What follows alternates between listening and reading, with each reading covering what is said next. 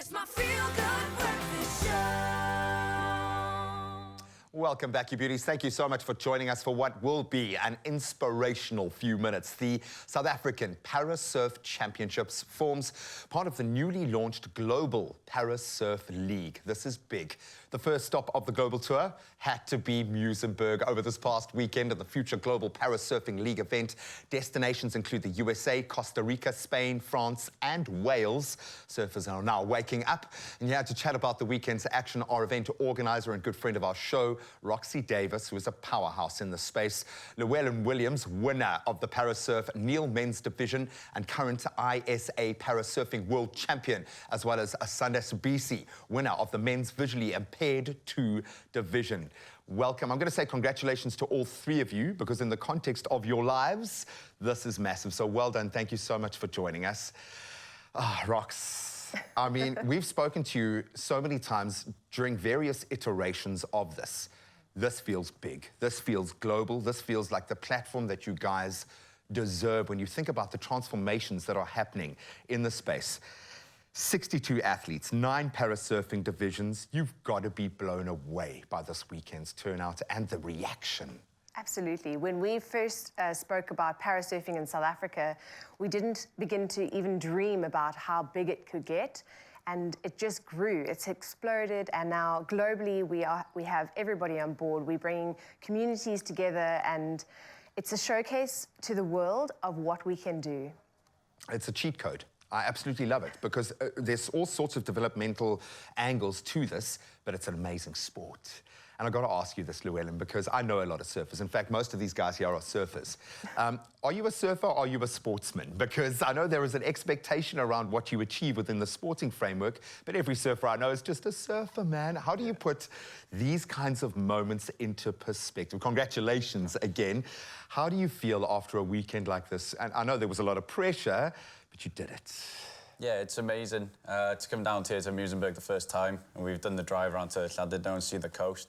And to have 62 athletes here competing in the first stop of the Para-Surfing League is just mind-blowing. So, yeah, we move on from here now to the States, then Costa Rica and Wales, Spain, France. It's just a growing sport. It's a dream, and it does matter. It really does matter. Asanda, when we talk about this mattering, the fact that you got to do this on South African water, on South African soil, how good does that feel? To be honest, it's so amazing, because I've never dreamed of becoming a surfer. Wow. But I take surfing not just like a sport, maybe like a religion, something like that. And now every surfer's out there like, yeah, yes, for sure. When you say this has changed your life, I think it's one thing to say that. It's a different thing for people to actually understand how much this has changed your reality.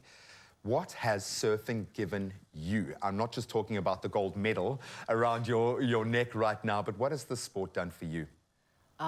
It has taught me a lot about life experiences sometimes, because sometimes you get those waves which are not kindly friendly. And then you just have to surrender for those waves, and then, yeah, but it taught me to be strong, never give up, and always push.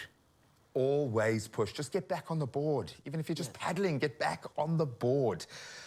Roxy, what do you need now? We've reached an incredible level. We are global. There is an opportunity for so many surfers out there to take that next step up. What do we need to do to support this circuit and what you're doing?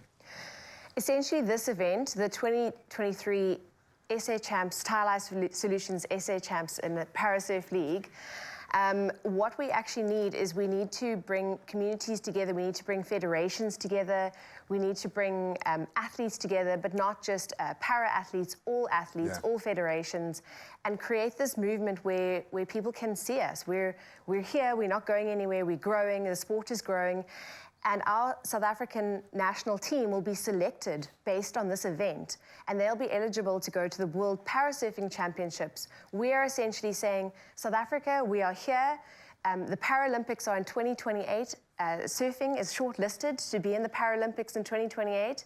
We did classifications, international classifications with all our athletes here, and these athletes hopefully will contribute to the bigger picture of getting parasurfing into the Olympics in 2028. So that is our vision and our goal and our dream, and that's where we want to get to. And that little Muizenberg sandy beach that we surfed on this morning or yesterday, it was just...